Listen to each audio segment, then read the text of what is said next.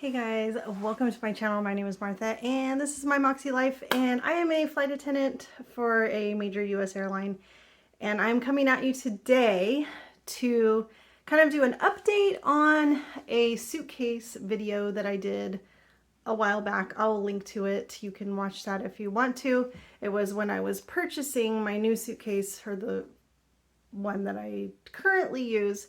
And so I'm going to go over both of those suitcases and tell you a little bit about what I like about one versus the other, and then kind of give you some recommendations. I know there's a lot of people that are getting ready to go to training or just left training and are trying to get suitcases for that. And these are actually just overall really good choices for everyday travel as well if you want a rollerboard bag. So I'm going to go over the one that I used to use first. I bought the Travelpro. I did not buy any suitcases from training. So my first airline, SkyWest, didn't offer that. And so I bought it myself off of Amazon. I can link to that, which suitcase I bought. And I actually really liked it. It was a little bigger, tiny bit bigger than what I'm using now. But it had one feature that I felt like I needed to change, and that was the wheels. So it's pretty good size. It has has actually two large front pockets, and then a very big inner space to store all your other stuff. And then what I did like that I don't have on my current bag is that it had an extra like interior side pocket for, you know, random little doodads like Q-tips and things like that, you know, that maybe you don't want in your toiletry bag necessarily. And then it only had one compartment for like socks and underwear and various things like that, bathing suits.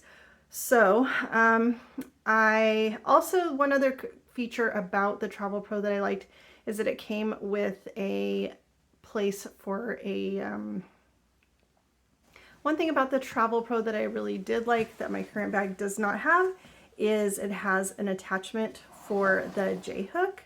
So when you are traveling as a flight attendant, often you have 3 bags because a lot of flight attendants or a lot of crew bring lunch bags or bring food bags. So you need a place to hook that on to make it a little more easy to bring with you. So the J-hook is really convenient because you can just pop it on there and pop it off as quickly as you need to. So my current bag does not have the J-hook, so I'll kind of show you what I have to do with that. I did have another solution that didn't really work, so I'll show you that too. Okay, so let's go over, that was the Travelpro. It can be anywhere from, like, depending on where you get it, sometimes on Amazon you can find them from as low as like $100. And then you can find them up into the 300s. It's a good quality bag. You will hear, it runs the gamut of people who swear by them or people who hate them. So what you have to do is unfortunately buy a bag and try it out. What I recommend is possibly getting a cheaper bag. Maybe go to Costco or Sam's Club or something and buy something just to get you by until you can research and find what you really like for you. My Travelpro held up fine. It's still a great bag. I could use it if I wanted to, but I'm going to tell you now why I am using the Ebags. It's called the Ebags Piazza 21 inch. I recommend highly that you don't go over 22 inches. 21 is perfect. 20 is probably even better, especially if you're flying for a regional. Those overhead bins are T90, very small. So my Travelpro is, I think it's a 22, and it did fit in there, but I could not pack it like full. If I ever had to put anything extra, it would like be really hard to jam in there. But my new bag, my Ebags, fits pretty much in anything easily, as long as I don't cram it, and never use the extender zipper. Never ever, unless you're just going overseas and you know you're flying on this huge plane with huge overhead bin space. Because even the Southwest 700s bins can be a little snug. So I do not recommend going over a 22 inch. Most of the little measurement things you'll find in the airport are maxed out at that.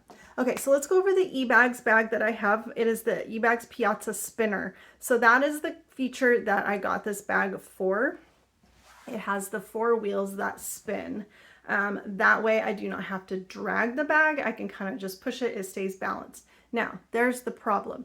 It doesn't always stay balanced. So the way I have to hook my lunch bag on, and I will show you that, the way I have to hook my lunch bag on kind of makes it forward heavy. So if I don't balance it exactly right on the wheels, then it goes toppling over. If I have my tote on the top, it's usually fine, but sometimes I wear my tote as backpack. So anyway, just something to think about. I did used to have a lunchbox that would hook on, and I have a hook that I wrap around the handle.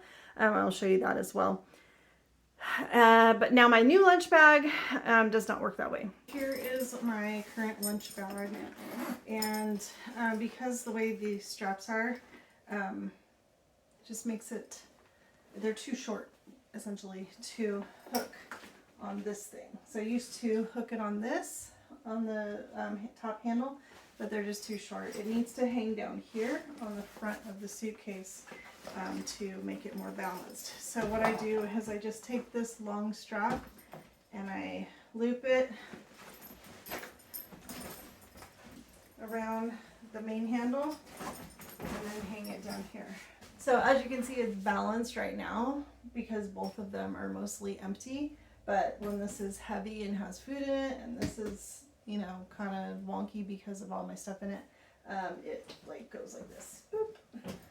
So a lot of times if you just roll it so the wheels are straight, if the wheels are facing straight forward, all four of them, then usually it'll be balanced. But so anyway, that's what I do.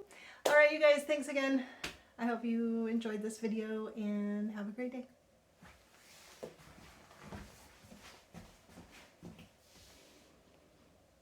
It works for me. I like it. It has enough pocket space. I can put my purse in the front pocket and a beanie. Like I keep a beanie in there just in case I need it if I'm ever in a place where, oh, it's freezing, it's windy, whatever. A lot of flight attendants swear by the mother load. It is a 21-inch. I don't remember exactly what it has like a name, but that one is actually currently on sale for 20% off, and I think it starts at $169. So that was probably a good little investment. A lot of other bags are available to you. Of course, you can just go to Ross or, like I said, Costco and pick up something that they have. Works just fine. I don't know how durable they are, and you know, you probably don't want to be buying bags over and over again.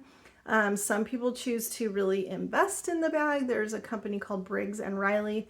You can buy like a $400, $500 suitcase and they have a lifetime warranty. So no matter what, they will fix or replace or whatever your bag. So if you want to put in that $400 or $500, it's fine. I don't really necessarily see the benefit in it unless it's like some amazing bag, and I've heard of people who do it and then they don't actually really like the bag. So so far I've been really lucky. My two suitcases have worked fine, and yeah, so it just depends. I think if you want the spinner versus the two wheels, don't let anybody tell you that it's a sign that you're a newbie if you have a spinner. I have flown with many senior flight attendants who have spinners, and if you want to save your shoulders, if you plan to do this a while, I don't think there's anything wrong with having a spinner bag. So all right, so now let's go on to part two. I'm going to talk about my tote because I got a new tote.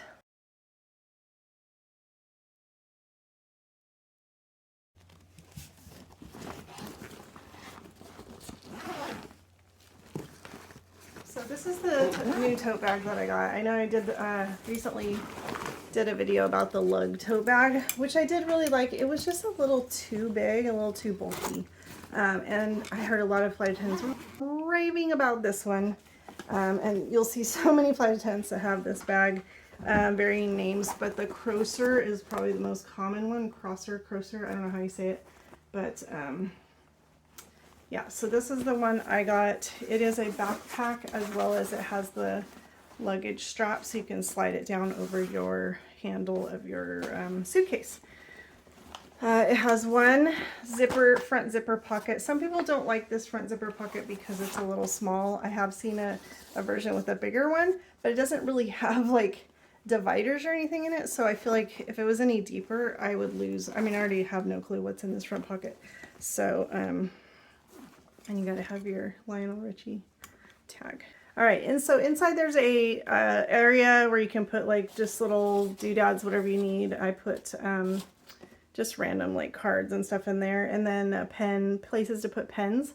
And then there's a little mesh pocket where I have some lip glosses and my passport. So I have the passport like handy for when I go through security and whatnot. And then there's two cushioned pockets, one front and one in the back. One in the back is bigger, and it is for a laptop if you so choose, and the laptop fits nicely in there. I have taken it a couple times.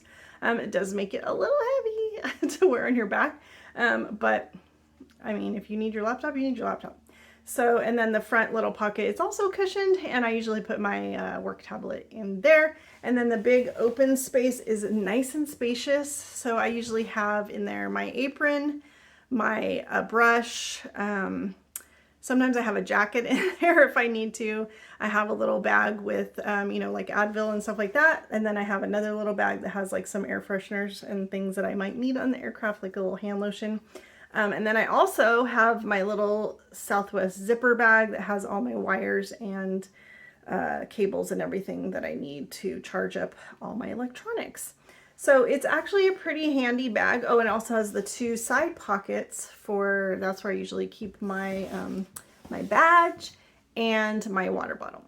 So that's really nice. And then last but not least, it does have a charging port. So if you have a portable charger, you can put it in there's a little inside pocket, you can put it in there and then plug that in, and then you can just charge your phone on the outside of the thing. I don't necessarily see like the big deal about having that. I don't think I've ever used one of those necessarily. And I don't see, I mean, I don't know why that's a big deal, because I mean, you can just plug the block in inside your bag. Okay, I need to put this down. It's gonna fall over. So anyway, I really like that bag. I'm really happy with it.